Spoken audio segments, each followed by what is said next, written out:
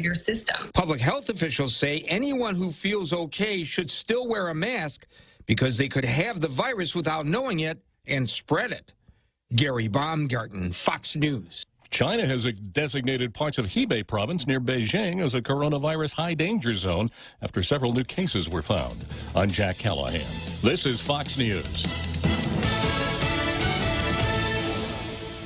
Want to win $100? Join the Guam Visitors Bureau's Protect Guam campaign series to show how you're helping our island in the fight against COVID-19. There are two ways to win. Upload your photos or videos to visitguam.com or share on social media how you're wearing your mask, showcasing Guam heroes, or staying active and healthy with the Protect Guam hashtag. Don't forget to download the Guam COVID Alert app. Let's protect and support each other through these tough times. For a chance to win $100, check out visitguam.com. Buying a house, apartment, or condo, selling your home or property, or maybe you're renting a house, apartment, or condo on Guam. Whatever your real estate needs are, you can count on the professionals at Horizon Properties to take care of you. Call Horizon Properties at 646-7616 or 777-7792. You can also visit them at horizonproperties.com or follow them on Facebook at Horizon Properties Guam. Maria Miller and the professionals at Horizon Properties. All you need to know in real estate. Welcome to Tall Tales with Bob Klitzkie, the only show on talk radio where common sense is a lot more common. Phone lines are now open at 888-TALK. That's 888-8255. And now, The Point proudly brings you Tall Tales with Senator Bob Klitzkie.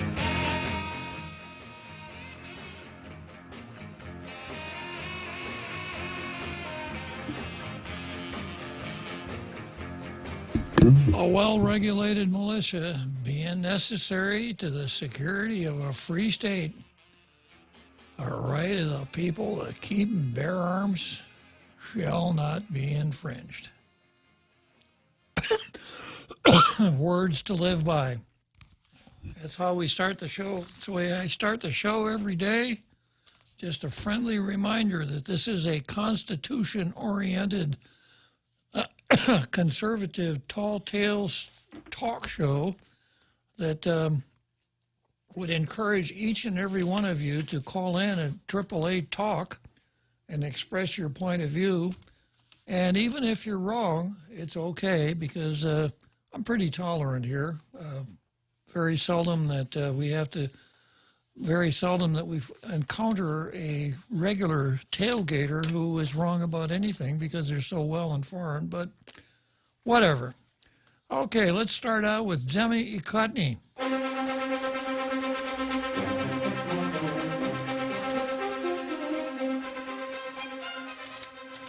Once again, the Daily News is running something other than a local editorial. This is from a guy named Brad Youngren, a guest columnist, and he starts out by saying this: "We need you to get vaccinated to be safe." Okay, fine. You know, you don't need 2.5 pages to say that. And he used 2.5 pages, but he didn't say much more than that. So much for the Daily News. On to the Post. And the Post still hasn't found its fastball since last year. They're still relying on the fact that we swore in some new folks at the legislature as the subject upon which they will write. Today is no exception. Here's what they say: from reviving the economy to tackling corruption, senators say they're ready. I'm ready. Put me in, coach. Speaker Therese Terlahi began her first day in the top leadership position in the 36th legislature feeling very optimistic, she said. Quote, "We're going to focus on the economy and how to build up small businesses and families who are hurting right now," Terlahi said. Voters gave the new speaker a resounding mandate. As the highest vote getter in the legislative race, she received 18,993 votes, or 64% of voters who came out to vote chose her. That's a pretty resounding mandate. Terlahi's resounding mandate from voters also comes with a lot of expectations that she's expected to lead with an open mind. We can only hope that partisanship will not get in the way. Well, I do hope that partisanship gets in the way. As you were in the 35th Guam legislature, we saw that partisanship did not get in the way at all because the Republicans might as well have taken a long nap. I'm reminded of the what was his name?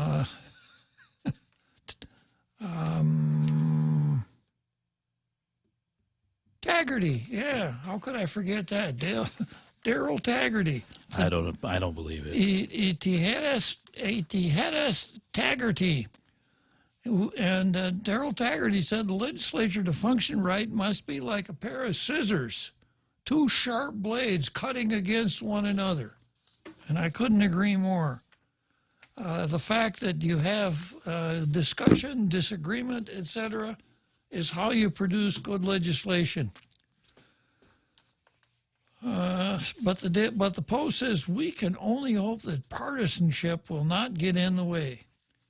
If ideas to revive the economy come from the Republican minority, Terlahi's Democrat leadership could give them a chance to be heard in a public hearing and placed on the agenda for a vote.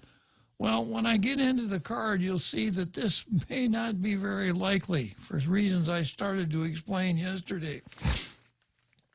Terlahi said her leadership opens up an opportunity to do things differently. Now, this editorial is proceeding on the basis that the Speaker is the leader of the legislature.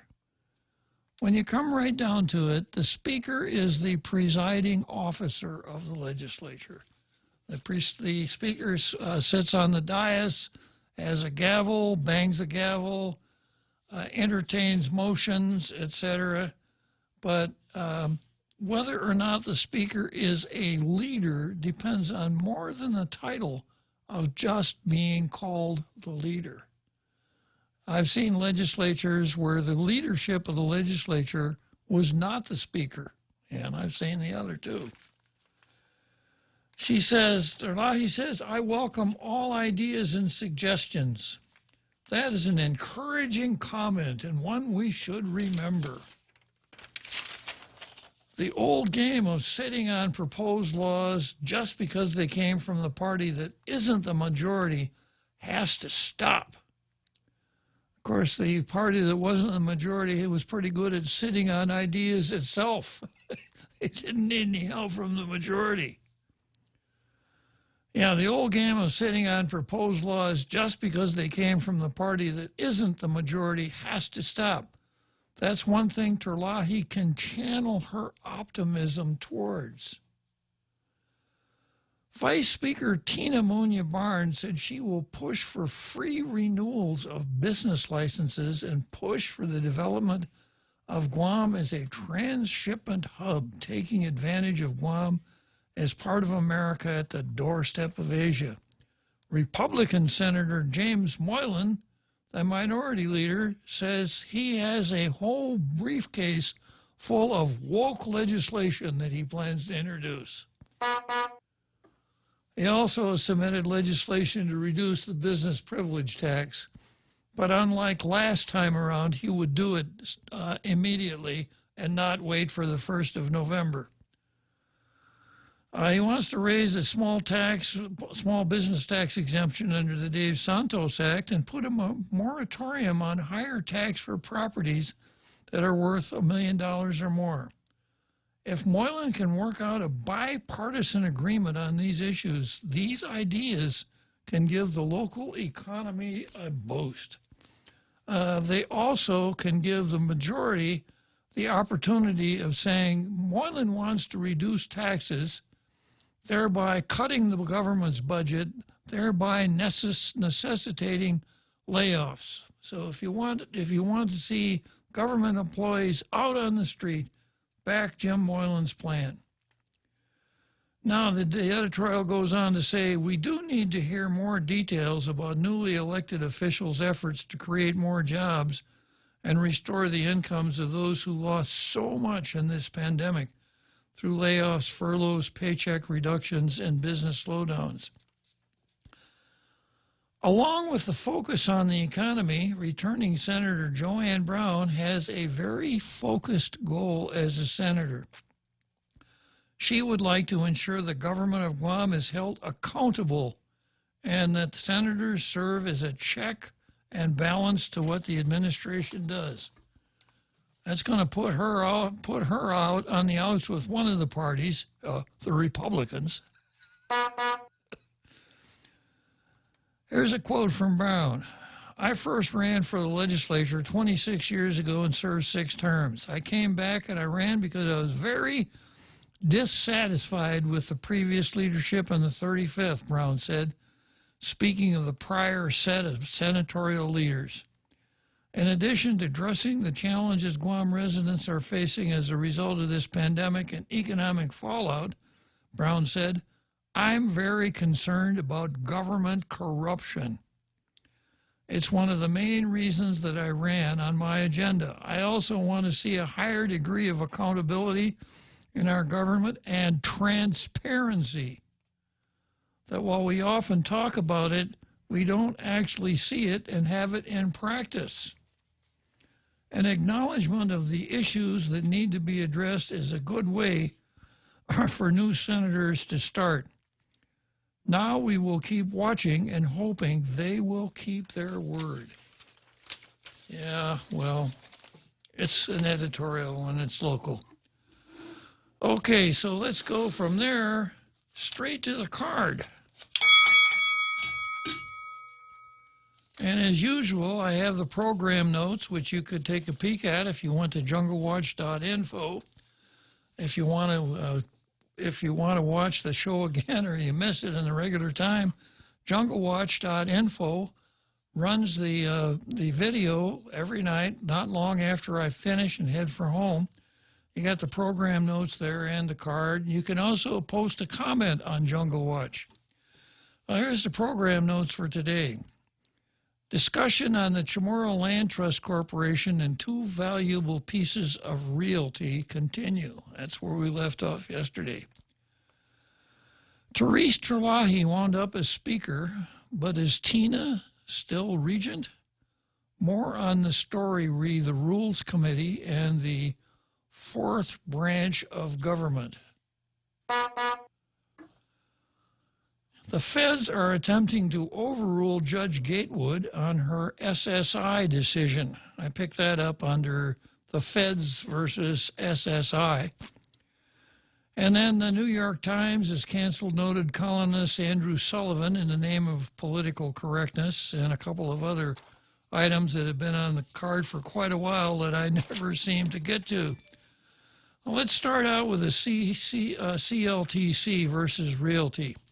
Now, I wound up yesterday expressing an extreme lack of confidence in the Chamorro Land Trust Commission doing just about anything right.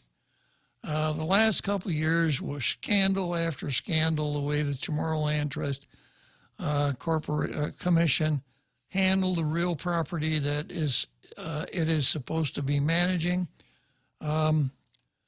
Pika Ferharan, the outgoing chairman, said, well, yeah, we know about these things, but we investigated and we didn't find any wrongdoing. So all of the problems that existed in that Chamorro Land Trust Commission, as far as I know, are still there because no one ever went in and said, this happened, this has got to be fixed, that person has to be punished, etc. It was just swept under the rug, and here we are now. And now the Chamorro Land Trust Commission is dealing with 2 very valuable pieces of real property. One of them is out on Route 15. It's the Guam Raceway Federation's lease on the property on which that racetrack sits. And the manager of the racetrack wants a 50-year lease. And when I talked about this yesterday, I said, I'd like to know what the parameters of the lease are going to be. Are we going to put it out for bid? That's a pretty valuable asset, a 50-year lease. You can do a lot with a 50-year lease. Is it going to just be another Chamorro Land Trust boondoggle where some were friends of the Chamorro Land Trust Commission, like they did on Barragata Heights? People, insiders, got really nice pieces of property that they weren't eligible for. Is that the same thing? Is it going to be the same thing with the lease for the racetrack? But even more distressing is the idea of the Epaw Point property. Now, what we're talking about here, Epaw Point property, is along the cliff line. It's the property that was next to the old hospital, where there were several houses that had been used to house doctors. Those houses are all gone. It's all been leveled. And an outfit called Ilinatla Koturan Chamorro was given a lease for that property, but they were kicked out of their lease. And the news story doesn't tell us why. They said they violated the terms of the lease, but that was it. Not very incisive news reporting here, Guam Daily Post. So then we pick it up here. Governor Leon Guerrero told members of Inadahin Ilinatla Cultura Chamorro that she would instruct her legal counsel to look into how best to move forward with helping the organization obtain a 50-year cultural lease for property at Epaw Point, according to Representative Monica Guzman. Now, apparently, Monica Guzman is a representative for Ilinatla Koturan Chamorro. So maybe Jose and I will set up a little group to lease that property. If Jose and I asked for an audience with the governor, would she say, I like you guys. I'm going to tell council to see if they could figure out a way to give you a 50-year lease. Is this how government operates? A supplicant goes to the governor and says, I would like this extremely valuable piece of property, Governor. Can you give it to me and my organization? Yes, I can. I'll tell counsel, I'll tell our legal counsel to figure out a way to get a 50-year lease on that very valuable property. Now, of course, I've got to mention the really important term here. It's not just a lease. It's not a garden variety lease. It's not the lease that you have with your landlord in your apartment or wherever else you are. It's not the same kind of lease at all. It is a, are you ready for this? Can I have a drum roll, Jose? Gotta look for that.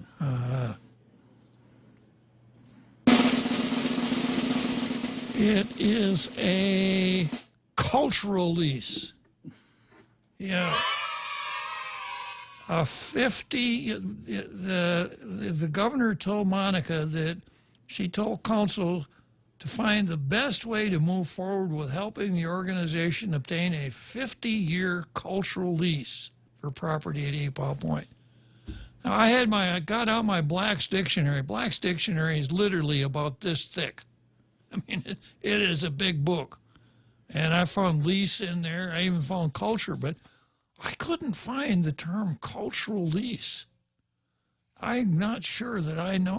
I guess I should ask Doc. Can you ask Dr. Google what a cultural lease is, Jose?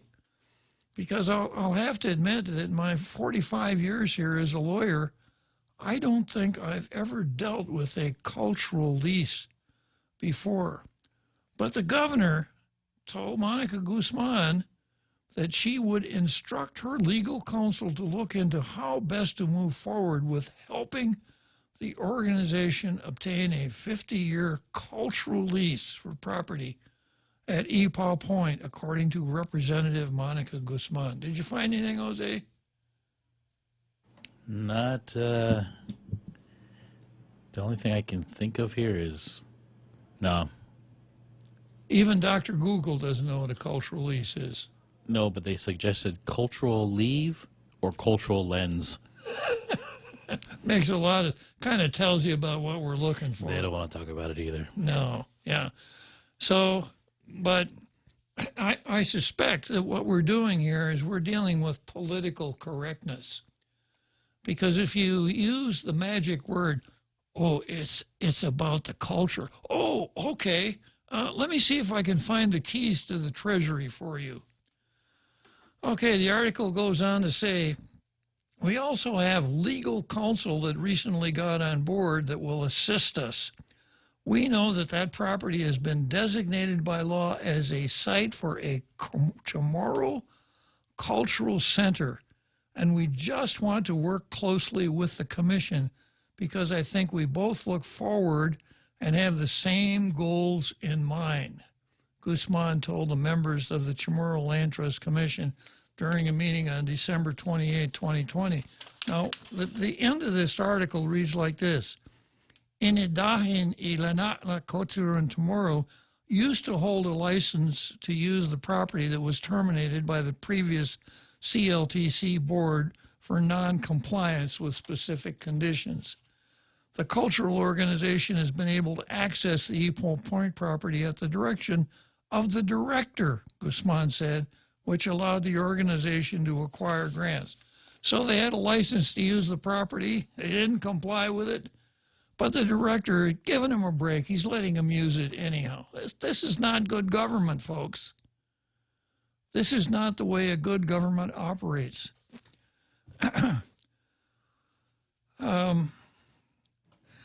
I did find something. Yeah.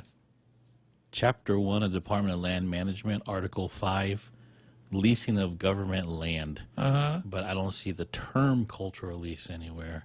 They did define cultural centers. Yeah, but I don't even know where. Chapter 1, Land Management Rules? I don't know. I don't know either. Yeah. So the Department of Land Management, before the Land Trust, Chamorro Land Trust came along, was exactly that. It managed all the land that the government had. But with the Chamorro Land Trust Act passed in 1975, all government land that wasn't in demand for some governmental purpose was turned over to the Chamorro Land Trust. When was the Chamorro Land Trust enacted? 1975. Oh. This one has a date of updated in 1999. Okay, so yeah, the amendments to the statute. Okay, according to CLTC Administrative Director Jack Hattick, the organization approached the trust with a request for the 50-year cultural lease, but was informed that the trust did not have rules or regulations permitting that type of lease. Didn't have any rules or regulations at all, so that's not surprising. Just another example of the efficacy of the Chamorro Land Trust Corporation. Has been in existence since 1975. Still no rules.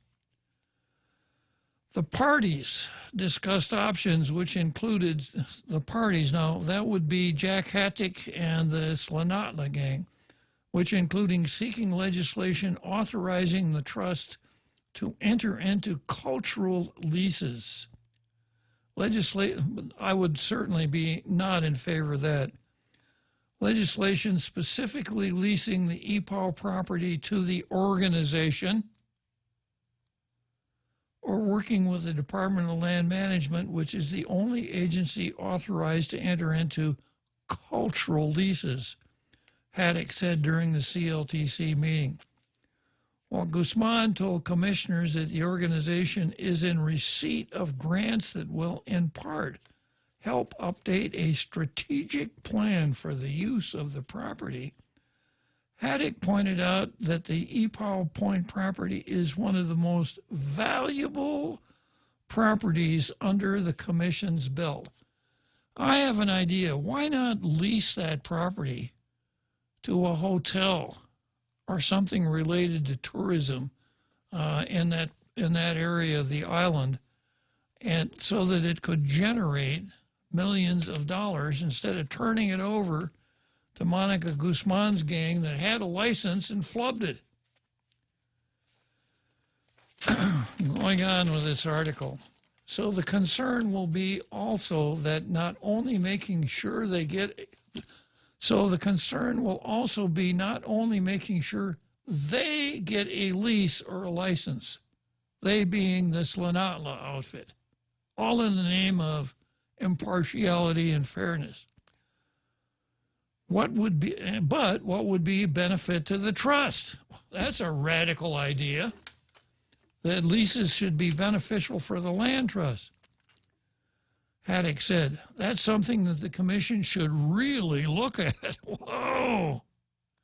That property value of the area, the potential property taxes that are to be paid, because nonprofit organizations are not exempt from paying property taxes. But the property taxes on that property are literally nickels and dimes compared to the value of the leasehold. And really, what can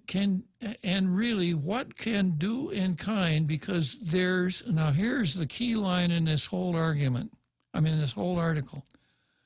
There's no price you can put on our culture, which is exactly what I said at the beginning.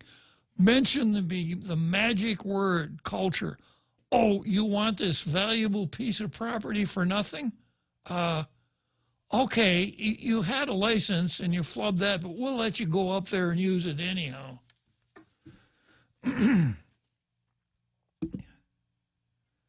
There's no price you can put on our culture. So what are we going to do? To help us out? Haddock said perhaps the development of the EPAW property could include incorporating an office for the CLTC, which could save the commission costs on rent. The trust missed an opportunity to potentially build infrastructure into the property, it is still missing, through a project to resurface Challen San Antonio. Well, once again, you had your chance. There you go. What I've been saying. Probably the most inept organization on the island is the Chamorro Land Trust Commission. I would entertain nominations for even more ineptness than what we've seen at the commission. But initially, that's my determination.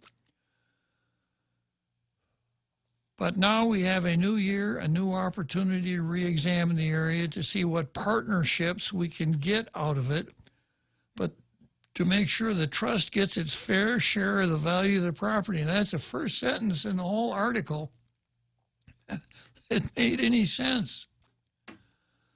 This is some of the, quote, harder stuff that needed to be tackled in the coming year, he added. Guzman said, by working together, the parties should come up with a plan beneficial for everyone. Yeah. So this is not good news. This whole thing is not good news. A government that has serious financial problems, a couple $2 billion worth of debt, and we can't give our assets away fast enough. We're in a deep hole, and the only thing we want to spend money on is a shovel to dig the hole deeper. All right, let's take a short break, and I'll come back to Tina versus Therese. The Extra Point with Jerry Roberts of Guam Training. Hi, I'm Jerry Roberts, and every day on The Ray Gibson Show, I get to comment on the incredibly diverse, fun, challenging, sometimes frustrating, often exciting, but always interesting world of work. I hope you'll be there with us. You can find daily transcripts of The Extra Point at GuamTraining.com. Tune in every weekday morning at 7:20 for The Extra Point with Jerry Roberts, brought to you by Guahan Insurance Services and First Hawaiian Bank on 93.3 The Point. Mezcla Chamorro Fusion Bistro in Hagåtña and Mezcla Dos Upper Tumon are now open for takeout and delivery services. For more information, call now at 479-2652 or 3 or Mezcla Dos at 646-6295. Mezcla Chamorro Fusion Bistro brings you island hospitality with the true taste of modern Chamorro cuisine at the comfort of your own home. They take your local favorite dishes and serve them with extra flair you will only find at Mezcla. Mezcla, a true taste of Guam.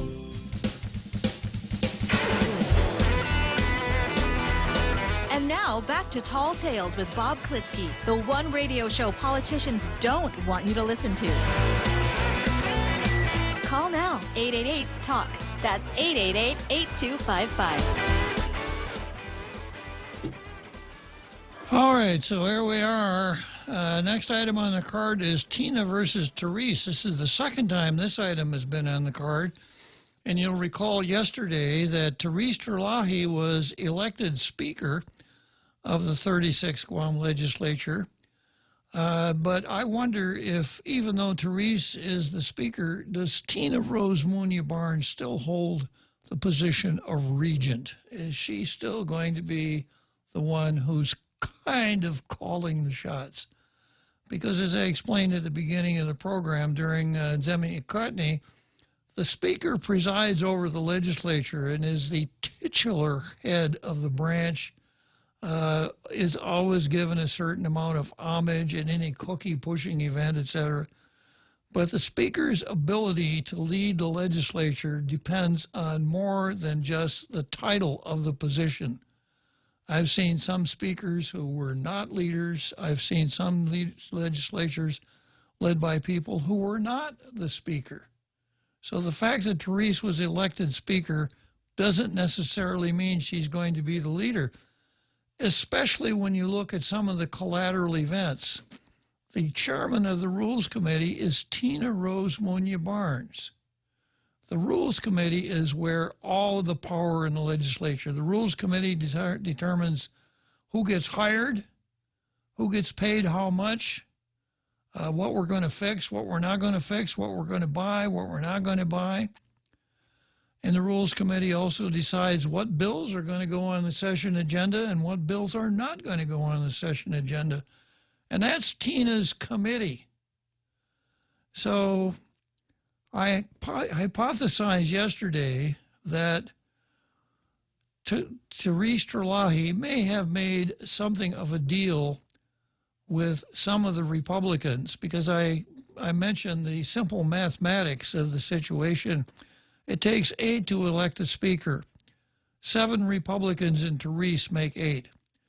So it could very well be, and I'm just hypothesizing here, it could very well be that when the Democrats went into their smoke-filled room, rather than have a bloody floor fight where Republicans united with some Democrats, it was decided maybe it's more important that we at least show unity, even if Tina is not going to be Speaker. Maybe Tina made that decision herself. So they made a deal. Okay, Therese, you can be Speaker, but I got to get Vice Speaker and I got to get Chairman of Rules. Now, of course, Talina Nelson was kind of in line for Chairman of Rules. Talina Nelson didn't get that. She didn't even get to keep Vice Speaker. She got the consolation prize, Majority Leader, which is the hardest work of any position in the legislature, the Majority Leader. So we'll never find out all of the discussions inside the smoke-filled room, but we can look at some of the results of what I think was a compromise. First of all, Tina picked the members of the Rules Committee, and she has the usual suspects, herself, Shelton, Speaker Therese Terlahi, who was an ex-officio member of every committee anyhow. Talina Nelson, Joe St. Augustine's there. What'd you say? Clint is there. Pito, Subpoena Paris. You know, so let's see, that's 1, 2, 3, 4, 5, 6, 7, 8 of the Democrats. Yeah, all of the Democrats. And 2 Republicans. Only 2 Republicans. So if I said, see if you could guess who the Republicans are, you'd say, well, Jim Moylan, the Minority Leader, right? He'd certainly be there. And let's see, who else ought to be there? I suppose the Assistant Minority Leader would be on the Rules Committee, because the Minority Leader is almost, as far as I can remember, has always been on the Rules Committee. Who is it this time?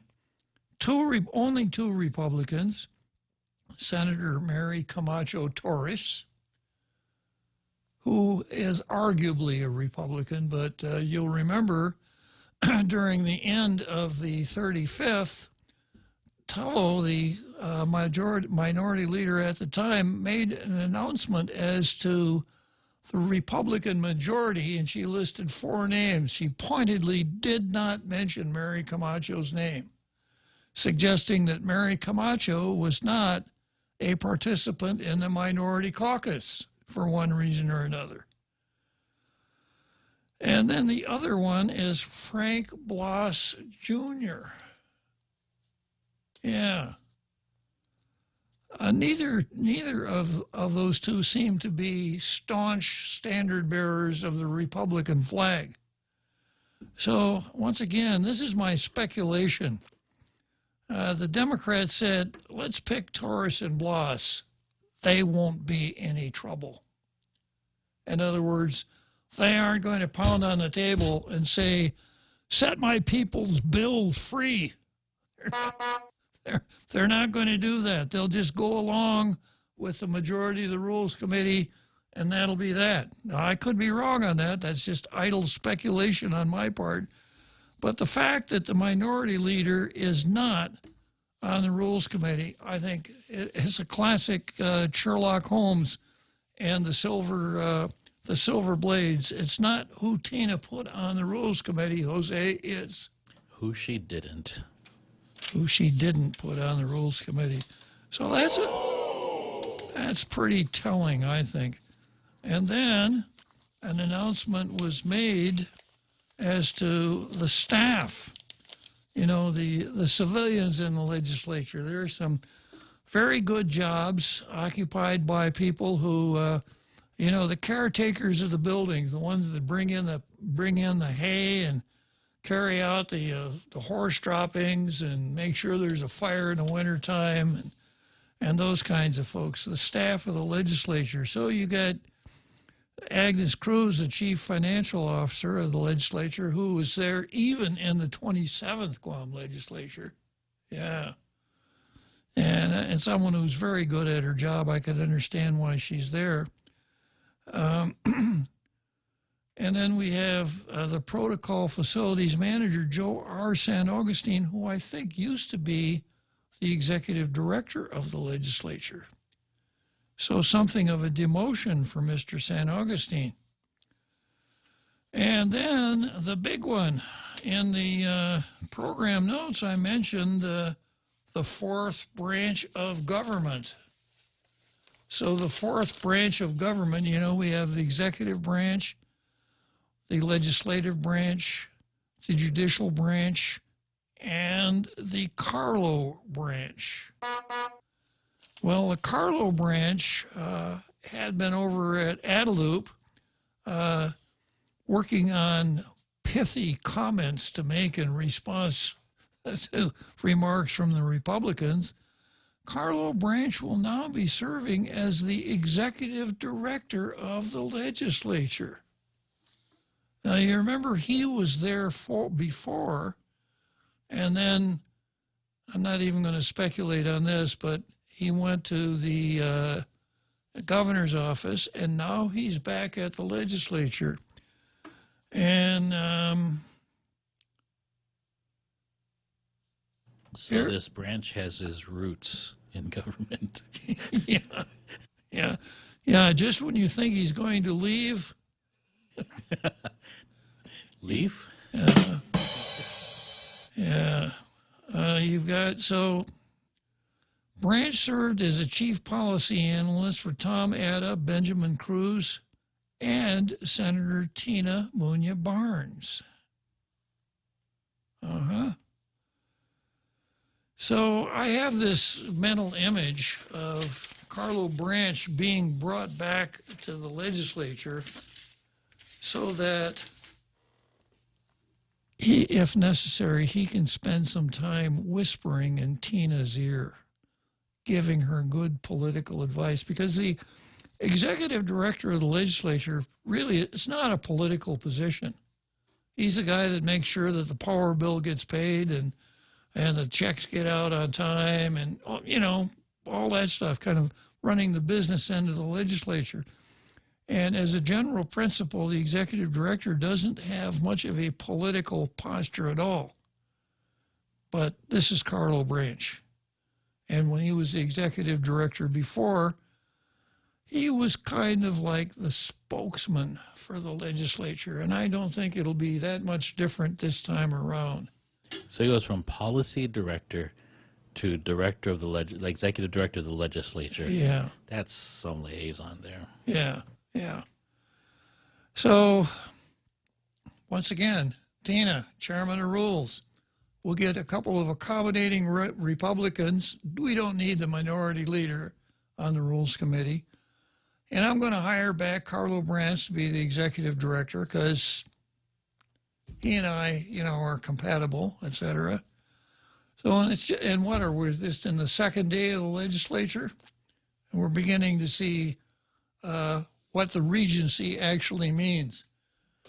Okay, so finish that up. Next on the card is the Feds versus supplemental security income. But before I get to that, I want to entertain, is the guy's name Joe? No, it's another. It's another Joe. It's another Joe. It's another Joe. It's not even close to the real Joe Cruz. No. Good afternoon, another Joe. Hey, Uncle Bob. I'm just an average Joe. Just an average Joe. Okay, average I Joe. thought just an average guy. Yeah, my theme song is Rockwell. Somebody's watching me. All right. So anyway, Uncle Bob, you are so educational, not entertaining. Regarding Carlo Branch, I mean, I could not resist commenting. He's a very smart guy. Yes, he is. Mm-hmm. And like you said, he was the chief of staff, I think, of all these. Definitely the Speaker, Benjamin Cruz. I'm not sure. And also, I think for Tina Munoz Barnes, he was the chief of staff for some time. So I thought Democrats definitely want him around. And it's quite clear he's really intelligent. The regards to the Chamorro Land Trust, I don't know that they're giving away property in Kabab. I think they're just leasing, right? Well, so as long as they get the money, Well, a 50-year lease at $1 a year would be giving it away. So what I'm saying is the whole thing doesn't look right. And the reason it doesn't look right, I'm seeing the wrong things in the story and not the right things. I'm seeing cultural lease as the driving force here, not making a profit for the land trust, which is the reason that you lease land, right? Yeah. It got me curious, though, what sort of cultural activities they'd be involved in, because I tell you what, if hula dancing, forget about it. Well, and I controlled myself there, but so often that's what people mean. Cultural entertainment, getting the young kids out there dancing the hula dances and the other things that we've been doing here since 1987 and saying, oh, the kids are really preserving the culture. We've got to give them one of the most expensive pieces of property on the island because it'll be a cultural lease. You might as well start up baseball activities for the kids in Little League. Like they did back when they were leasing. Little League was leasing the Paseo for a while, and they fell behind in payments. Mm-hmm. Might as well give them back a place to go to. If you want to talk about cultural activity, baseball is just as much a part of our culture. My grandparents were, they were born after the Spanish-American War. My great-grandparents were, obviously older than, but yeah, so they grew up, baseball's a pastime. So anyway, regarding Speaker Therese Terlahi, we'll wait and see. We know she's got good skills. So we'll wait and see what happens. I just hope they don't go into recess all the time, like with the previous speaker, Winya Barnes. So hopefully we'll see what Therese July does as speaker. And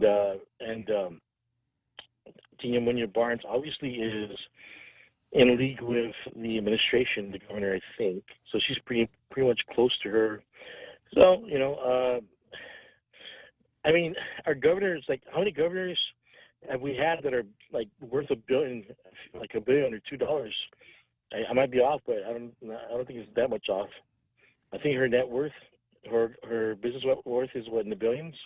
I don't know, Joe. So, she's going to be really well represented around the government, if not just in her party. That's to be expected. I don't know. I don't know who the Republicans are going to get to, where they get served in. One way I got to think about is Calvo, because who's got the war chest to compete with her?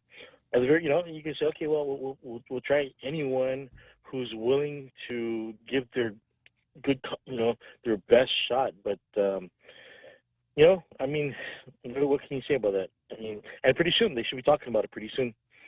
Yep. Well, we'll see what happens. Bob, man, I just hope that we have more relaxation and with regards to all these lockdowns, because we got some vaccines made available. By the way, I just want to recall you. If my memory serves me right, you said AstraZeneca is bad, right? Yeah. And the other ones are okay, kind of, sort of. No, the other three are not good. Pfizer's not good. Moderna's not good on the abortion angle. Gotta go. I gotta go. Another Joe. Gotta take a break. Okay, thanks for your time, Bob. All right. Happy New Year. Merry Christmas. Happy New Year.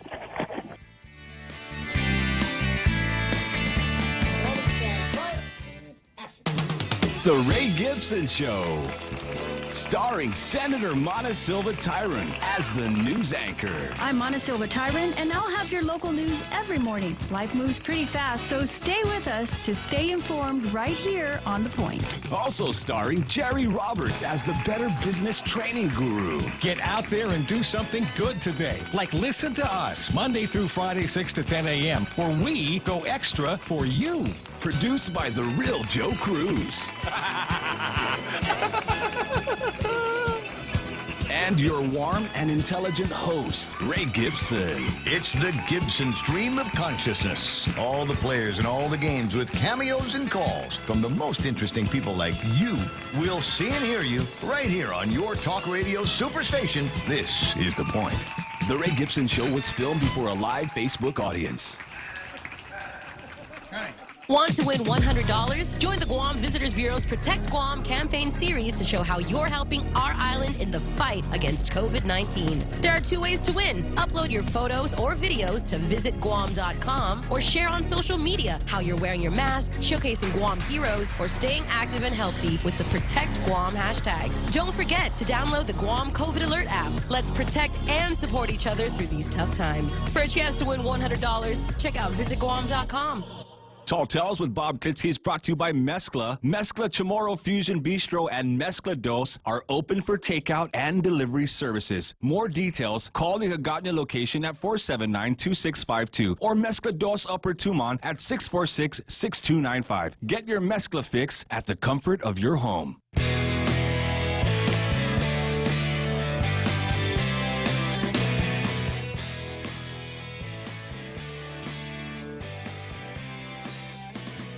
Okay, so we left the fourth branch of government, and I'm reminded here by Nate Horn's comment that perhaps Carlo Branch was brought to the legislature to properly instruct the staff as to how to mute microphones when senators are saying unacceptable things.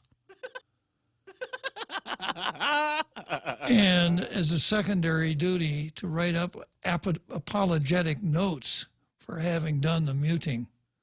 I don't know. We'll see. Okay, next item on the card is the Feds versus SSI.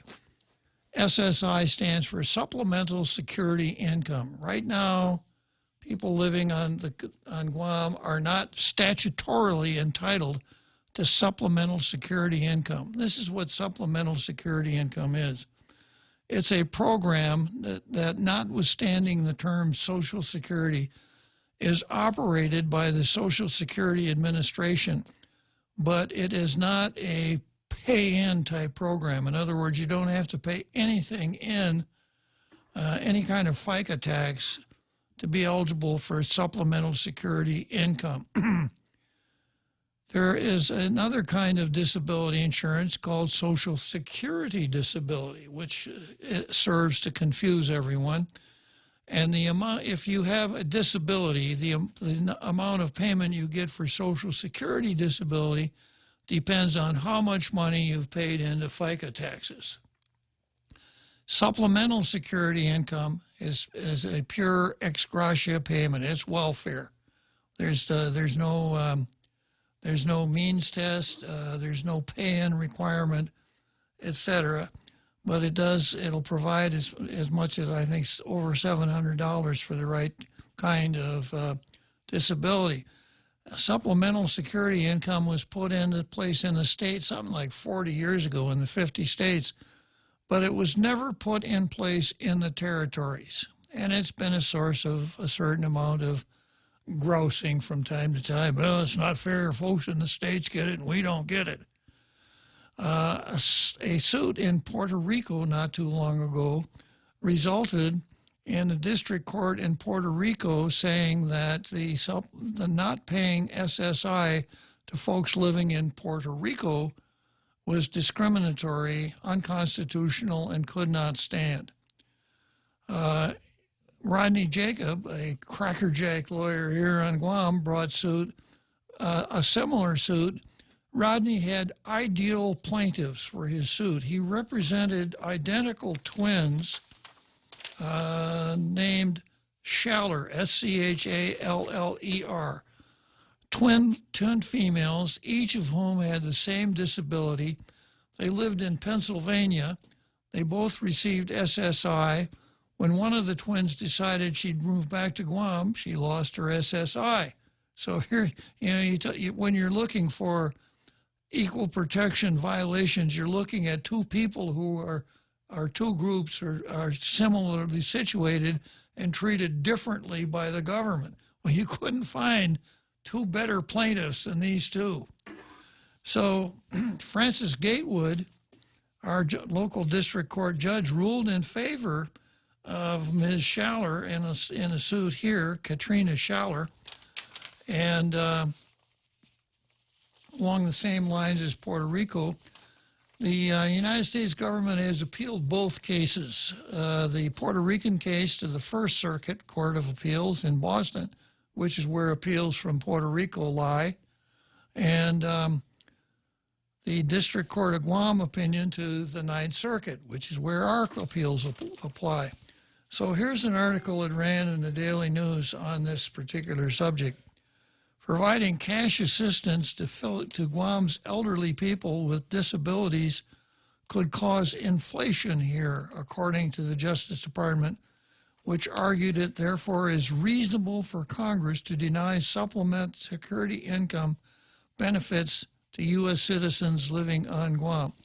Now, we always get stuck on this U.S. citizens. It doesn't matter whether you're a citizen or not. If you're eligible, you're eligible. You don't have to be a citizen to be eligible. Denying local eligibility for SSI benefits is also reasonable because the island's unique tax relationship with the federal government, the Justice Department stated in a brief filed last week with the U.S. Court of Appeals for the Ninth Circuit. The Justice Department is challenging a June 2020 ruling by District Court of Guam Judge Francis Gatewood, who said denying SSI payments to Guam resident Katrina Schaller, a woman with a disability, is discriminatory and unconstitutional. The judge prohibited the federal government from continuing to enforce the discriminatory provisions against Schaller.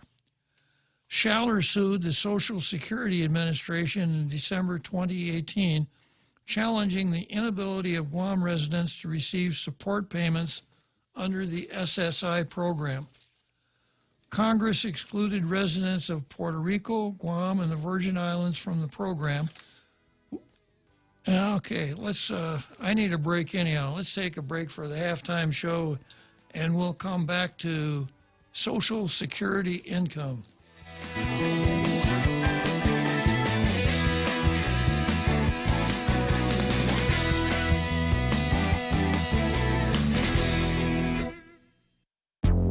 The Point is KUSG, Hagåtña, Guam, 93.3 FM and 104.3 HD3. He says it won't be the last Trump rally. I'm Jack Callahan, Fox News. The president campaigning.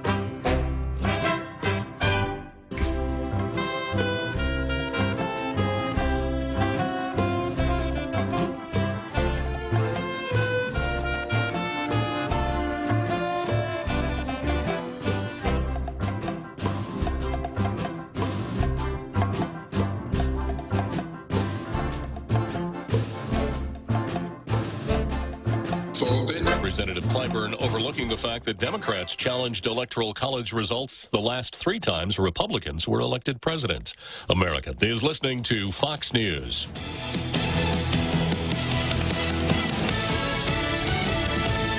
Are you fed up with those long bank lines? From the Fox You News wish you had a bank Podcast that gave you Network. faster Stay on service? top of the latest Or by news enrolling in and Bank Pacific's new mobile app, you don't even need to wait in line. Even if you do want to come down in person, we're more than happy to see your smiling face, as long as you have a mask. Because our service is so good, we don't believe in lines. Because for 66 years, we've been making sure you get the service you deserve. Because where others put branches, we place roots. And we're rooting for you. Member FDIC. As we usher in the holiday season, we want to express our gratitude and appreciation for the lessons that have allowed us to navigate an unprecedented year. We recognize the impact the pandemic has brought to the world and express our condolences to those who have suffered. We are focused on family and what matters most as a community. Our team at Security Title is proud of the work we do. May this holiday season bring your family renewed hope. Merry Christmas and Happy New Year from Security Title. Several congressional Republicans say there will be a challenge to Wednesday's scheduled certification of the Electoral College results. There are a number of Republican lawmakers in the House and Senate who say they will not vote to certify the 2020 presidential election unless a 10-day audit is conducted in disputed states. Wisconsin Republican Senator Ron Johnson explained why on Fox's America's Newsroom. Democrats continue to push the relaxing of controls over absentee ballots, which has created all these allegations of wrongdoing, potentially fraudulent votes. We can't ignore that. House Democratic Caucus Chair Hakeem Jeffries of New York says it isn't going to change the final outcome. Joe Biden will be the next president of the United States of America, notwithstanding the delusional fantasies of some of my colleagues on the other side of the aisle. On Capitol Hill, Mike Emanuel, Fox News. Demonstrations by both pro- and anti-Trump forces are expected Wednesday in Washington, police making plans to try and keep the groups apart. Some insight into the potential reasons Wisconsin hospital pharmacist Stephen Brandenburg allegedly destroyed hundreds of doses of the coronavirus last month. According to court documents, the now fired pharmacist thought the vaccine would mutate people's DNA. Last year, Brandenburg started going through a divorce. recently filed records in that divorce paint a picture of a conspiracy theorist who thought the world was crashing down, believing the government was planning cyber attacks and to shut down the power grid. His estranged wife telling the court Brandenburg kept an arsenal of food and guns. Reporter Ashley Sears of Fox 6 in Milwaukee. Brandenburg has been released on bond, but ordered to hand over his weapons and stay away from the hospital that fired him last week. I'm Jack Callahan. This is Fox News.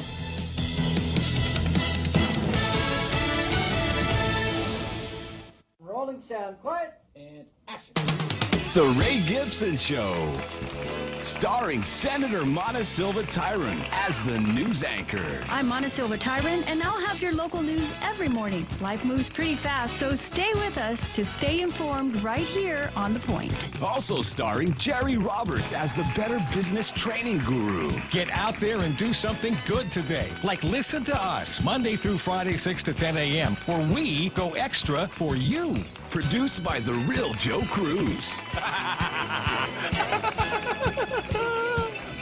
And your warm and intelligent host, Ray Gibson. It's the Gibson Stream of Consciousness. All the players and all the games with cameos and calls from the most interesting people like you.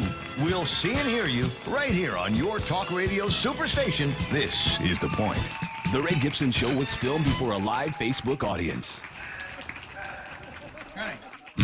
$5 footlong. Pile high with veggies. They're back. Any footlong is a $5 footlong when you buy one at regular price. At participating locations, Subway, eat fresh. When's the last time you looked at your homeowner's insurance? An easily overlooked part of covering our home is what's inside of it. Over time, we buy things we don't want to lose, but don't update our contents coverage. The smart thing to do is get the answers and level up our insurance to make sure we're totally protected. That's the Insurance Extra Point. Get out there and make something good happen today by calling Guahan Insurance Services at 475-1162 or visit us at the Camacho Landmark Center in Tamuning.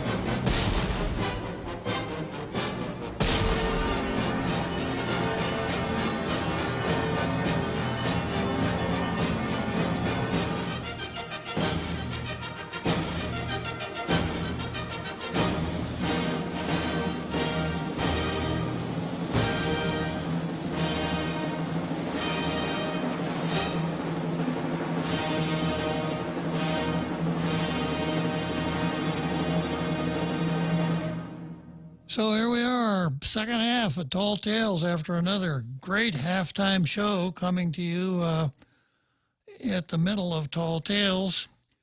I left off talking about the Feds defend law denying SSI income benefits to Guam residents. So supplemental security income is something that the federal statute creating the program did not include territories when it drafted that statute. I mentioned that in Puerto Rico, a judge declared that the statute was unconstitutional and that SSI would have to be paid to people in Puerto Rico. Judge Gatewood did the same thing here. Both cases are on appeal. The story I have, and that ran in the Daily News, deals with the brief signed by the United States in opposition to Judge Gatewood's decision. They think Judge Gatewood made a mistake, and the feds don't want to have to pay SSI to people living in Guam. So I'll pick up here. Schaller sued the Social Security Administration December 2018, challenging the inability of Guam residents to receive support payments under the SSI program. Congress excluded residents of Puerto Rico, Guam, and the U.S. Virgin Islands from the program, which provides financial assistance to the elderly and people with disabilities. The maximum payment for an eligible recipient currently is $794 per month. Residents of the Commonwealth of Northern Mariana Islands are eligible for SSI because of the Commonwealth's covenant with the United States. And I'm going to just make a mark there as a lesson to us.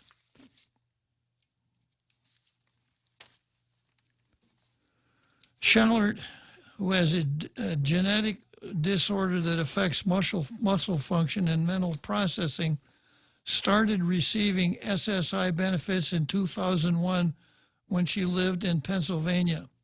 Her benefit payments stopped after she relocated to Guam in 2008. Her twin sister, Leslie, who has the same genetic disorder, lives in Pennsylvania and continues to receive SSI payments. Schaller's attorney has said one of the goals of the lawsuit is to benefit all Guam residents who have been denied SSI eligibility, not just Schaller. It's doing it for the people, Jose. Guam delegate Mike San Nicolas has said one of his priorities is to secure SSI benefits for Guam, which is what he should be doing. According to the Justice Department's brief, the law that excludes Guam from SSI program is constitutional, and Congress can treat territories differently if there is a rational basis for doing so, which is the law. Including Guam and other territories in SSI program would cost money, and Congress has the discretion to determine how federal funding is to be used, the Justice Department stated. Guam residents do not pay taxes to the federal government. Their tax money remains with the local government, so they are not funding the SSI program and can be reasonably exempted, the Justice Department stated. It noted there are other federally funded programs to assist Guam residents, and giving SSI cash to Guam residents could reasonably hurt the island's economy, the Justice Department filing states. Congress could reasonably have thought that the influx of SSI payments would have a negative impact on the economy of Guam by contributing to inflation, the Justice Department said. Schaller has until January 27 to file a response brief with her appeals court. Okay, so let's stop and take this apart. Now, when we were dealing with the constitutionality of shutting down businesses because of the Wuhan virus, we had a short Chautauqua here on Tall Tales dealing with equal protection and the three standards of scrutiny that a court will use when it's looking at a discriminatory scheme. Now, got to clear the air a little bit. An awful lot of people listening here are going to say anything that's discriminatory is bad. Yeah. Well, discriminating means making choices. You choose this instead of that. You are discriminating. So everything that governments do discriminates. We don't let people under 18 vote. That's discriminatory. We should let newborn babies vote. Then it wouldn't be discriminatory. So one of the keys here is a standard. If we're talking about a fundamental right and race, sex, nationality, etc., strict scrutiny. That means that the discrimination has to further it. What is the key? I can never remember. I always have to look this up when I come back to it. An important government interest, and it has to be the least restrictive means in order to do that. Compelling state interest. It has to further a compelling state interest. It has to be the least restrictive means able to do that. And it has to be something that has some reasonable chance of success. That's strict scrutiny. Down on the other end is rational basis. The rational basis test holds that if anyone can come up with a hypothetical reason for enacting a law that discriminates, that has a rational purpose, that statute is not unconstitutional, even if that is not the reason that the government enacted the statute, and even if the government is not following that idealism as it enforces the statute.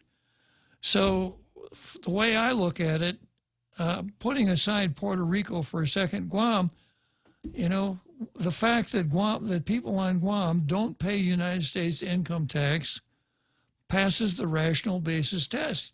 You know, you're not paying into the Treasury, therefore you don't get any SSI back. I'm not saying I like it. I'm not saying it's good policy. I'm saying it passes the rational basis test.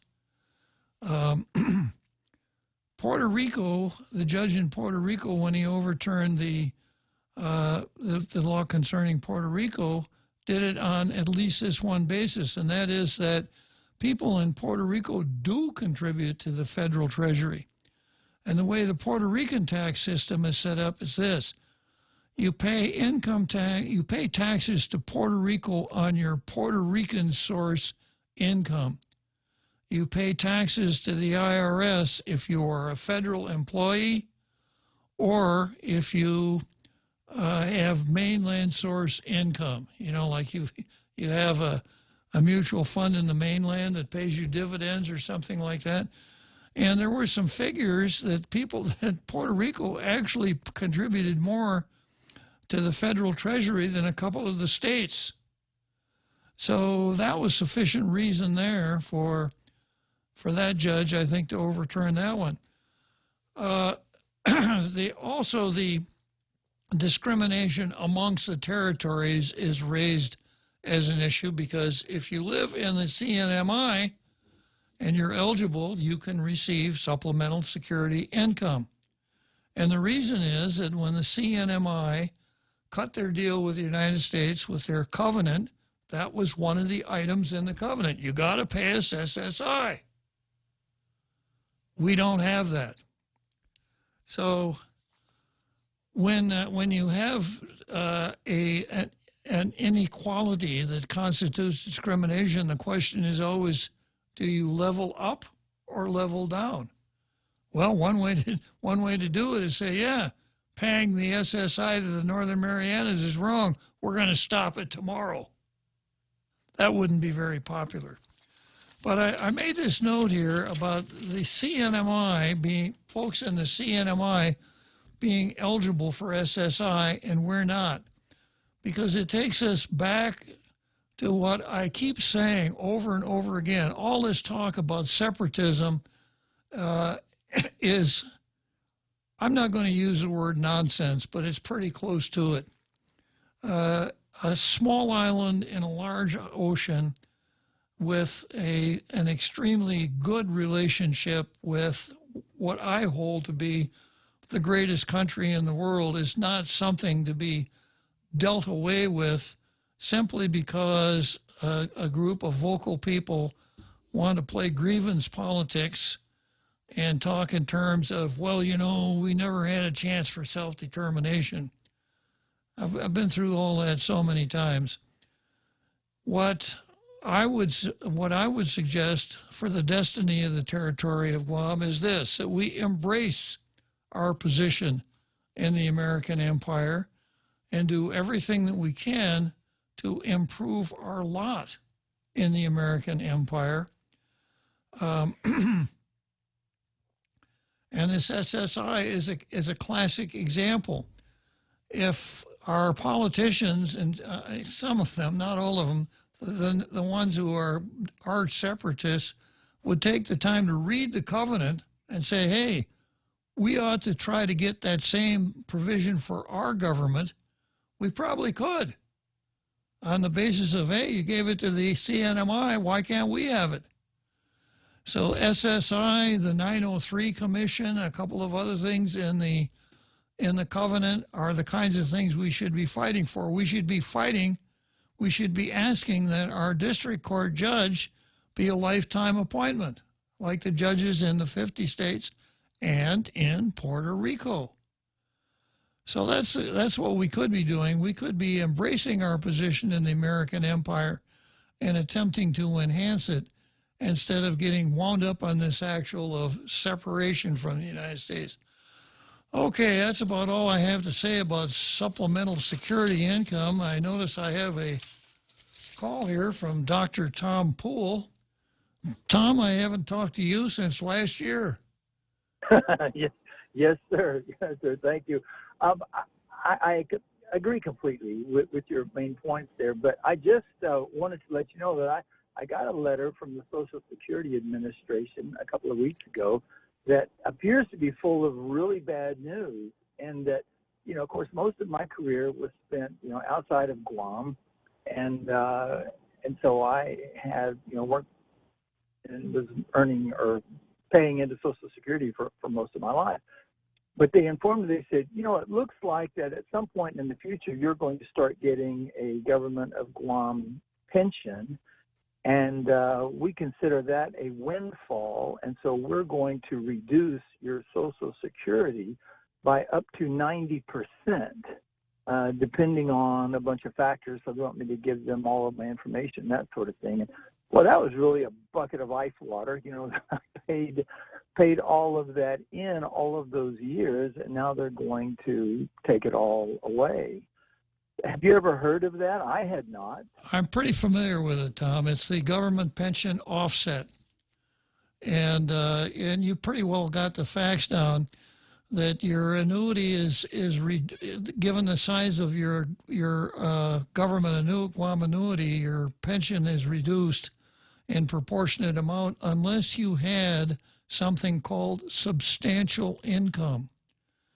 And there's a table somewhere online that has a sliding scale. So if you had 20 years of what's called substantial income, you get to keep some of your Social Security. If you have 30 years of substantial income, you can keep it all.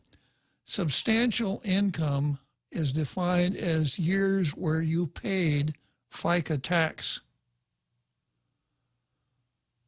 So okay, I think I may have about 30 years then. So if that's the case, and if not, then it'll be very close. So it's a sliding scale then, right. From 20 to 30. Is that your understanding? That's right. Yeah. Well, I should be pretty close to the other end of that scale then. So it may not be so vicious.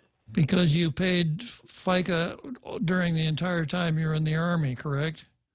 Yes, sir. So that was almost 26 years. And then, of course, I was working. Before that, I went to work in an ice cream factory, and I was 14. I was working 40 hours a week. I don't know. I was only getting 55 cents an hour, so I'm not sure how substantial they will consider that. Yeah. And then there was what the wages were. There was the 6 months that you spent as a pump jockey down at Schultz's gas station, right? Right. Well, I was on wheat harvest every summer, and so and I did that for many years too. And so I don't know. I pretty much worked all the way through school. So I just what they consider substantial. I'll just have to ask them about that. But, yeah. Well, find that minimum. Find that table, and that'll help you out a lot. All right. Well, I'm glad you know about it.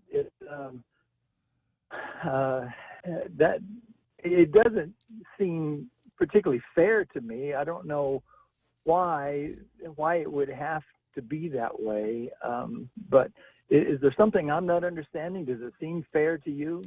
Well, fair relates to those celebrations held every fall in honor and in celebration of the harvest. You usually have carnivals and things like that. Is it just then?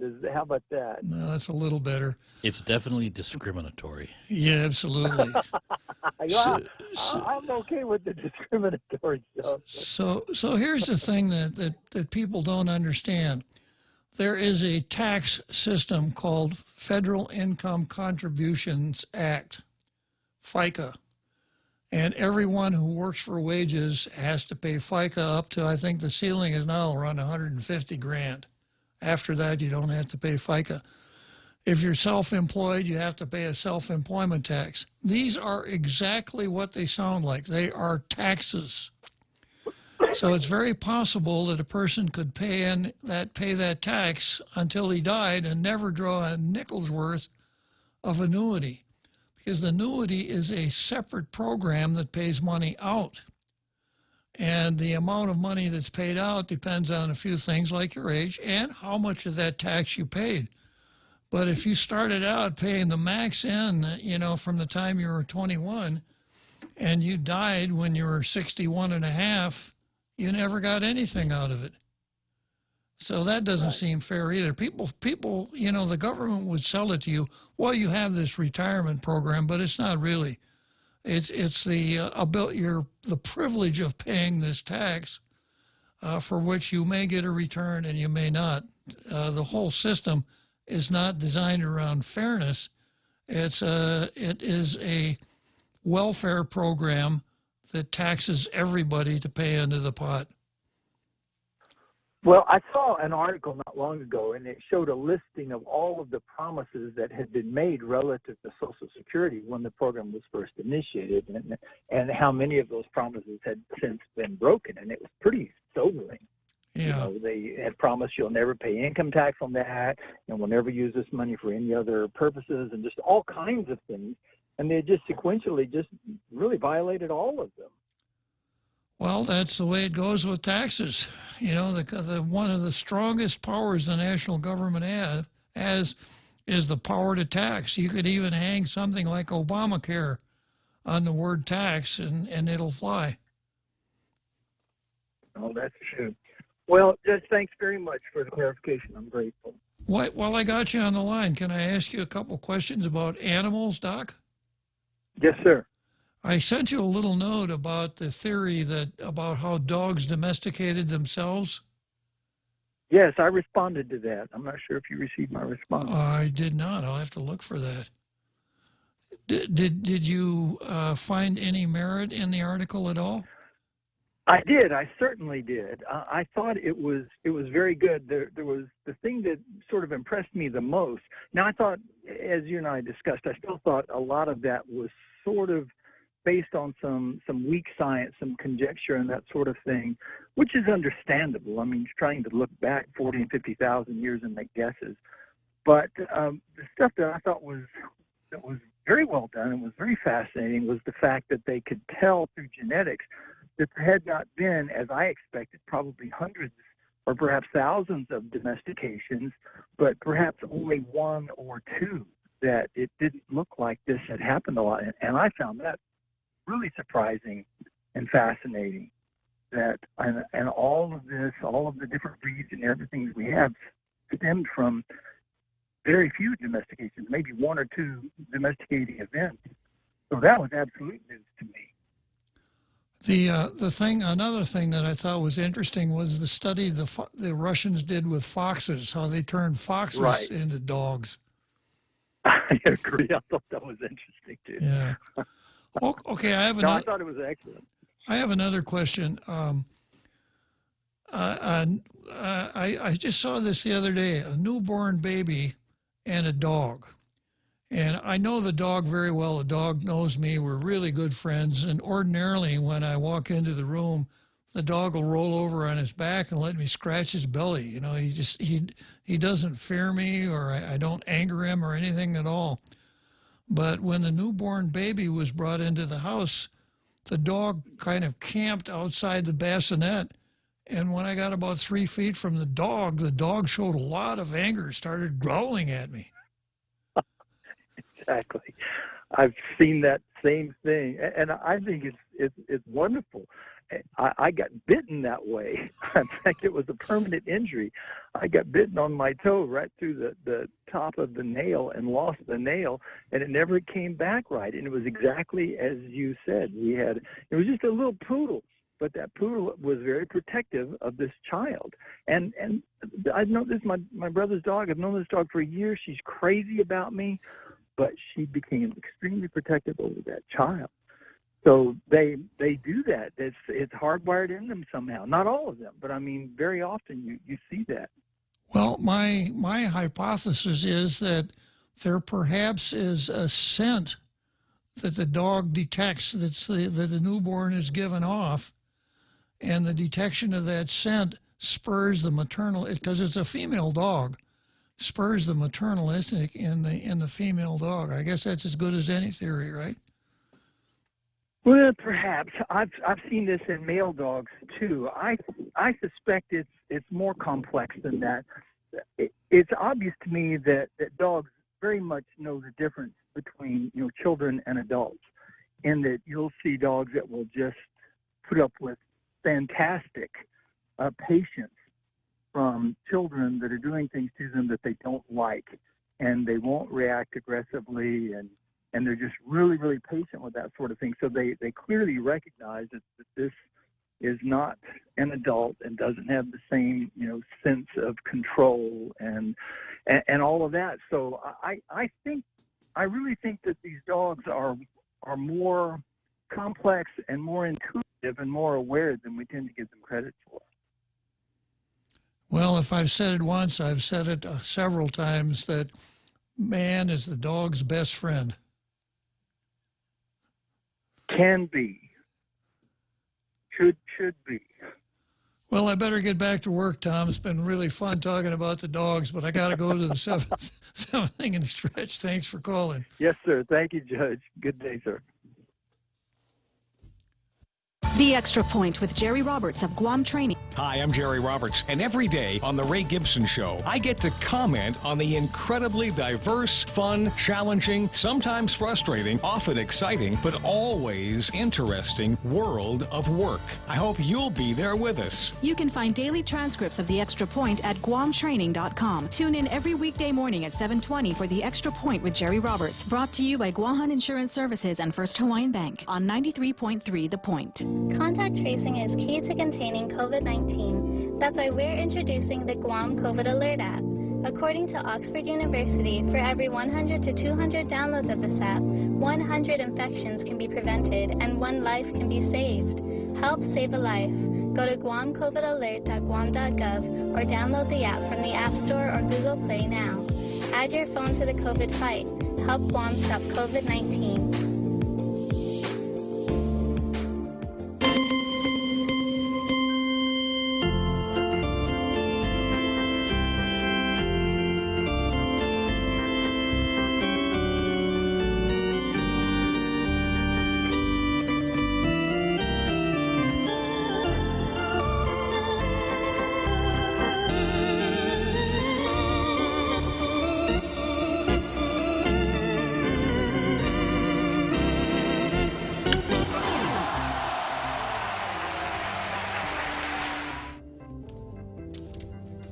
Okay, so here we are, seventh inning stretch, Wrigley Field, Chicago, and as I'm wandering around on the center field bleachers, I find another Joe who asked me just a second ago, Bob, where's a Ferris wheel? I want to go for another ride.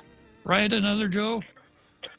Hey, Bob. So, it's a very interesting conversation about dogs, domestication. I don't want to hear anybody out there in the international radio listening audience saying that Tall Tales has gone to the dogs. There's a movie recently, Alpha is the name of the movie. It's about supposedly primitive man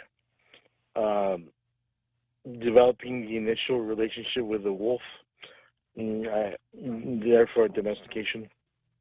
So I just wanted to add my 2 bits to that, 2 cents. Regarding the Social Security, I think there's maybe you can remind us about there's Social Security insurance, which you pay into its FICA, and then there's also disability, right? There is something called Social Security Disability, which is not the same thing as SSI. Yeah. And that's just based on a U.S. citizen's disability. Not right? Not U.S. citizens, persons. People. Yeah. A person. Not necessarily a U.S. citizen. Could be a foreign national. Could be a permanent resident. Or is a permanent resident. Okay. So, the one of the points I want to bring up, Bob, is of course the Social Security system is paid into. Right, the way it works is you paid into it for your elders, the older American generations from when it started, and there was a certain requirement that they had to meet for them to start collecting the checks, and presumably you paid into it enough to where you qualify, and the money being paid to you, cut to you, is coming from the workforce paying into it as right now, currently as we speak. Is that that's the way it started out. That's the way it started out. That the people who were paying the taxes today funded the annuities for the people who were receiving the annuities today. It was a system designed by a gentleman named Carlo Ponzi. Wow. I wasn't even looking at you and laughing already. Well, it's not exactly a Ponzi scheme, but pretty close. So that's the way it started out. And it worked really well because at the time that Social Security was put into place, 1935, 6, somewhere back in there, even before I was born, there were 16 times more workers than there were annuitants. You had to be 65 to start drawing your annuity, and the life expectancy was 63. So on paper, it looked like a pretty sound program. But as time went on and families got smaller and people lived longer, it really started to stretch the boundaries of Social Security. During the Reagan administration, Ronald Reagan and Tip O'Neill cut a deal where they would increase the size of the FICA tax by, I think it was 1.5%. And then they created something called the Social Security Trust Fund. So the money paid into Social Security did more than cover the annuities that were being paid out at that time. A surplus was accumulated, and we're still using that surplus. We're digging into it now. We're not adding to it. And the surplus is supposed to be gone by 2030, at which time Social Security will drop by 25% unless something happens. So, and the backstory behind this trust fund is this. The money is in a trust fund. It's all there in government bonds. But of course, what happens with the money that's paid for government bonds? The government spends it. So, in a sense, creating that Tip O'Neill, Ronald Reagan deal only increased the amount of taxpayers' money that the government could waste. And it was really essential to make the Reagan tax cuts fly, because the more money in that Social Security Trust Fund, the more money there is for the government to spend. So that's how it works now, Joe. It started out as a pay-as-you-go, that the younger workers would pay for the older workers. Okay, you got it? Well, from what I've been hearing, we'll call it word of mouth, rumor, what have you, as you said, in 2030, right, it won't be in question whether it's still feasible, the system. And the projected cost of I don't know if it's just Social Security or if it's Medicare and all these other systems put together, is going to start. We're talking about altogether, our national debt has the potential of reaching over $100 trillion. Right now we're at 20. 30. But I would guess. I'm sorry. 30. 30. 30 I would trillion. guess that sometime long before we ever get to 100 trillion, we're going to see a war unfortunately, within the continental United States domestically, like a civil war, because it's just not feasible. And I mean, if the debt ever gets that high, and God forbid, so I'm just hoping, crossing my fingers, praying for divine intervention, and trying to encourage people to have a dialogue and actually set a plan to actually pay our debt, and also plan for the budget. See if we can develop a budget. The thing is, it probably wouldn't be such a problem if we're prosperous as a nation and we can pay off our debt, because I'm optimistic, right, that the big corporations could pay, possibly pay for it. But the thing is, you got all this.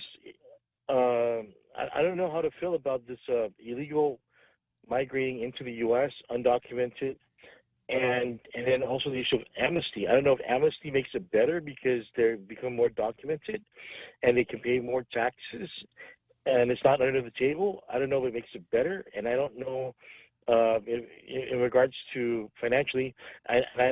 The thing is, it definitely doesn't make it better as far as the system being fair and equitable. So it's definitely something to talk about in the future. Thanks for your time, Uncle. I appreciate it. Merry Christmas, Happy New Year. All right, thanks for calling another Joe. Well, we are in a serious problem here when you compare our gross national product and our national debt. Our national the debt service is almost equal to the gross national product of the country. So where is the money going to come from? So if you're living beyond your means, you have to borrow if you're not going to cut your standard of living. And we are borrowing by inflating our currency. We keep putting more money into circulation without increasing production. What that means is that we're borrowing from somebody upstream from us, because the more money we put into circulation, the less value each of those dollars has. I don't remember if I told you my 2 stock market picks, Jose. If I did, they're good. I'll repeat it. So if you want to buy stocks, I've got two ideas for you here. First of all, go heavy in companies that build wheelbarrows. Go into wheelbarrows. And then if you're in companies that make paper products, get out. Dump your stocks. And here's the reason why. With the runaway inflation that's going to descend upon us, you're going to need a wheelbarrow to wheel enough currency down to the store to buy a quart of milk. So the demand for wheelbarrows will increase dramatically. On the other hand, you'll have so much of that paper currency that's so valueless, you're not going to have to spend any money on toilet paper. Wheelbarrows, good. Paper, bad. And that's where we're going. And, we talk about not understanding the lessons of history and having to repeat. Look what happened to Weimar Germany after World War II. It got up to the point where they were printing out things like 10 trillion mark notes because the currency had gone completely worthless. And we're working hard on doing that. But it's really difficult politically to be a fiscal hawk and to say, no, we're not going to do that. Especially like right now, everybody's saying, we got to get the stimulus checks. We got to get that rolling. Well, where does the money come from to pay for the stimulus checks? We're not producing enough to create value in those pieces of paper. So every time we crank out another $1 trillion in stimulus, we're just devaluing the currency that much more. But who's going to be the brave guy to stand up and say, no, we shouldn't do that? Mitch McConnell sort of made some noises like that, and everybody in the House is throwing furniture at him. In the Senate, throwing furniture at him. Donald Trump, who's supposed to be our populist, conservative, etc., not even close to being a fiscal hawk. And I don't see anybody, probably the last fiscal hawk who was making any progress at all was Paul Ryan. And Paul Ryan basically got run out of politics.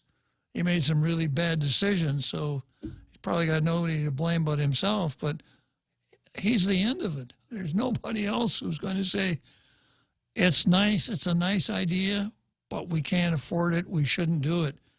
And, of course, if it's bad in the national scene, it's even worse here. You know, how much time did I spend talking about a cultural lease for an extremely valuable piece of property when our government's a couple $2 billion in the hole?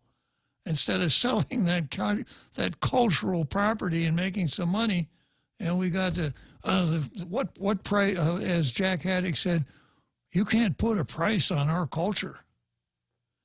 So it doesn't look good at all as far as what we've been talking about here, as far as money and inflation and related subjects. Okay, I think it's probably a good time to start preparing for the home stretch here, Jose. I'm going to come back to New York Times versus Andrew Sullivan. Want to win $100? Join the Guam Visitors Bureau's Protect Guam campaign series to show how you're helping our island in the fight against COVID-19. There are 2 ways to win. Upload your photos or videos to visitguam.com or share on social media how you're wearing your mask, showcasing Guam heroes, or staying active and healthy with the Protect Guam hashtag. Don't forget to download the Guam COVID Alert app. Let's protect and support each other through these tough times. For a chance to win $100, check out visitguam.com. Mezcla Chamorro Fusion Bistro in Hagåtña and Mezcla Dos Upper Tumon are now open for takeout and delivery services. For more information, call now at 479-2652 or 3 or Mezcla Dos at 646-6295. Mezcla Chamorro Fusion Bistro brings you island hospitality with the true taste of modern Chamorro cuisine at the comfort of your own home. They take your local favorite dishes and serve them with extra flair you will only find at Mezcla. Mezcla, a true taste of Guam.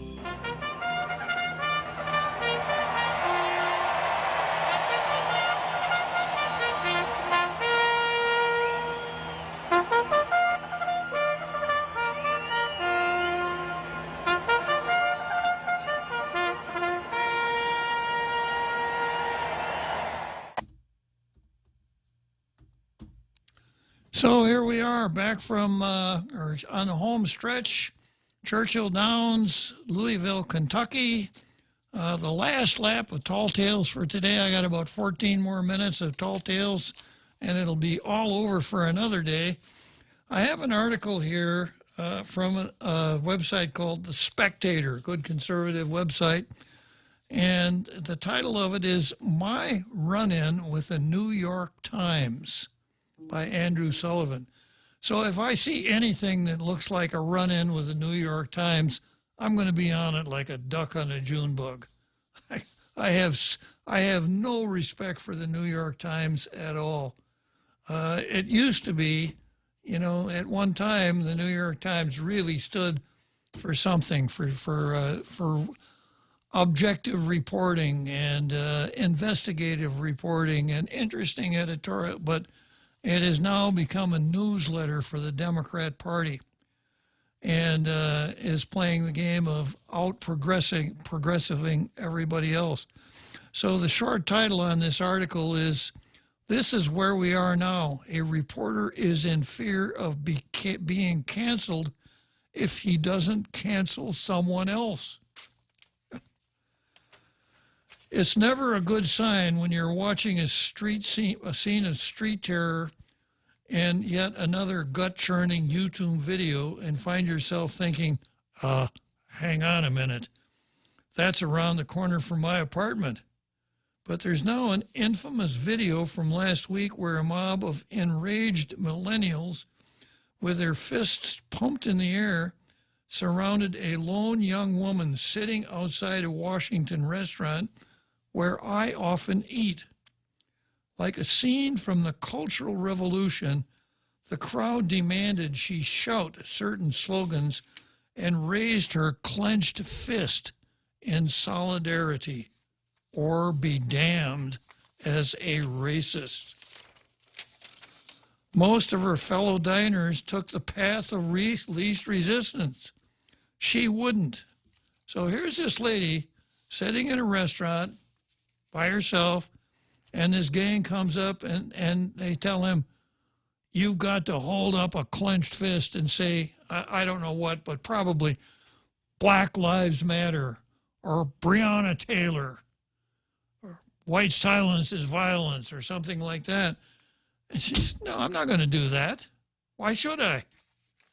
So the mob was very insistent, and the chants grew louder, and they said, white silence is violence. They started screaming in her face. She wouldn't cave. Wokeness, in case you hadn't noticed, has entered a more intense phase. Not so long ago, we were canceled for something you did or said or wrote.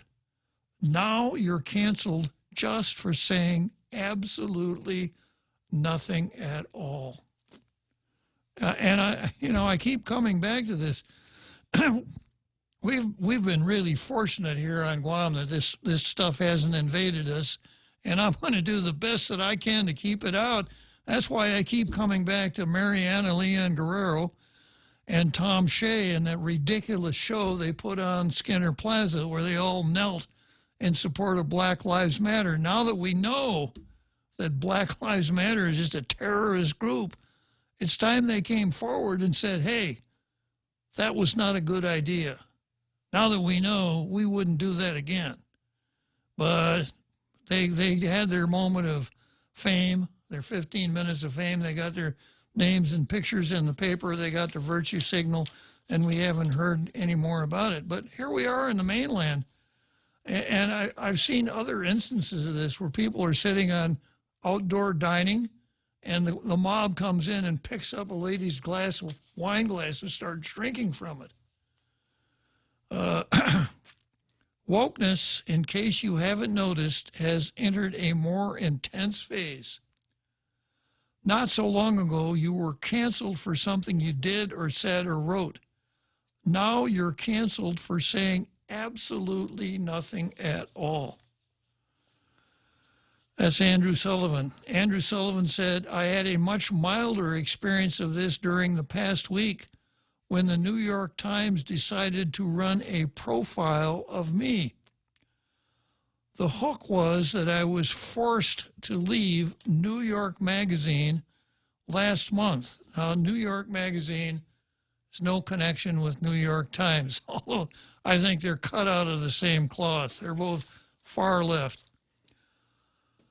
The hook was that I was forced to leave New York Magazine last month because, according to the New York Times, I had not publicly recanted editing an issue of the New Republic published in 1994. So he published he was in charge of the New Republic, a magazine, in 1994, and he didn't edit an article in that magazine correctly, according to New York Magazine, so they fired him in June. 1994 was 26 years ago. The issue was a symposium on a book called The Bell Curve by Charles Murray and Richard Herrnstein that explored the connection between IQ, class, social mobility, and race. My crime was to arrange a symposium around an extract with 13 often stinging critiques published alongside it. The fact that I had not recanted that decision did not, mind you, prevent Time, the Atlantic, Newsweek, and the New York Times and New York Magazine from publishing me in the following year. So he had a very successful career as a writer, editor with Time, Atlantic, Newsweek, and New York Times, and New York Magazine. But suddenly a decision I made a quarter century ago required my being canceled. The New York Times reporter generously gave me a chance to apologize and recant. And when I replied that I thought the role of genetics and intelligence among different human politicians was still an open question, he had his headline. And he said, I won't stop reading Andrew Sullivan, but I can't defend him. In other words, the media reporter in America's paper of record, that's what the Times calls itself, America's paper of record, said he could not defend a writer because I refuse to say something I don't believe. That's pretty bad.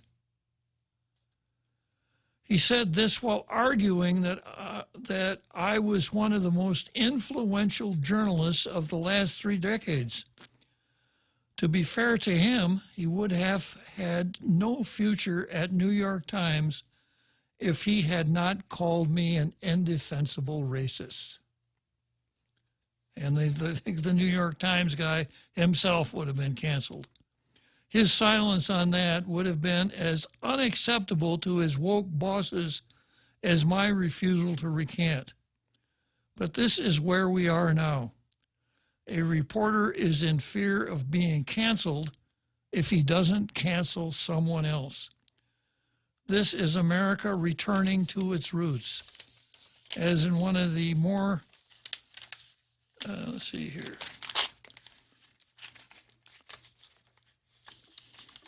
Turning to its roots, Salem, as in Salem, Massachusetts. One of the more surreal experiences of getting older has been watching Boris Johnson and Keir Starmer rise to the top of the country I left many years ago. It's surreal because at school in the 1970s, I spent a part of almost every day debating Keir. And at Oxford in the early 1980s, I watched Boris rise in the Union. Boris was then who he is now, a charming bullshitter. Boris Johnson, the current Prime Minister of England. I liked him because he made me laugh, didn't take himself too seriously, and wouldn't compensate or apologize for his ridiculous toffishness, which was a nice change from all the other Etonians. But I was closer to Keir. Every morning we both took the same buses. If I recall from our respective homes, East Grinstead and Oxted, to the buses they took, I was a diminutive, bespectacled, very uptight young Thatcherite, Margaret Thatcher, and Keir was a near Bolshevik bruiser with a big city roller's haircut, a fat tie and an unbuttoned collar and an air of real roughness. The arguments began on the bus and got more intense in 1975 when Thatcher became Tory leader, escalating through 1979 when Keir and I were all but screaming at each other on a daily basis. It wasn't all politics, of course. The morning before the previous night's Monty Python, we'd try to remember the best lines. I guess I mellowed a bit, but Keir also transformed himself into someone far more polished and professional than I remember. The difference between him and Boris is that Keir has obviously matured. Boris has become incapable of that. Boris wouldn't even let me interview him when I was over to profile him for New York Magazine in December. Maybe next time. So, you know, I keep coming back to this old saying that was attributed to Voltaire, but it was actually written by a lady named Evelyn Beatrice Hall. I may disagree with what you say, but I will defend your right to say it. Not anymore. I may disagree with what you say, and therefore you have no right to say anything. Oh, I had a caller, but I lost her, huh? They'll call back. Yeah, I'll let you know. No, not today. Oh, okay. Who was it? It's a new caller. She had a question about the vaccines. Oh, okay. Just as well. Okay, so that's from Andrew Sullivan, and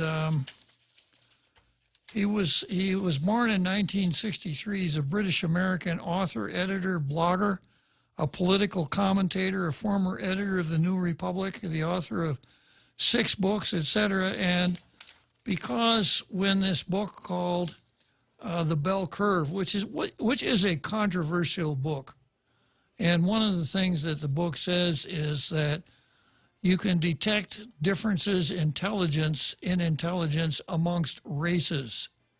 That's pretty radical, and it drew a lot of criticism at the time, which is fair. That's the way we're supposed to do things.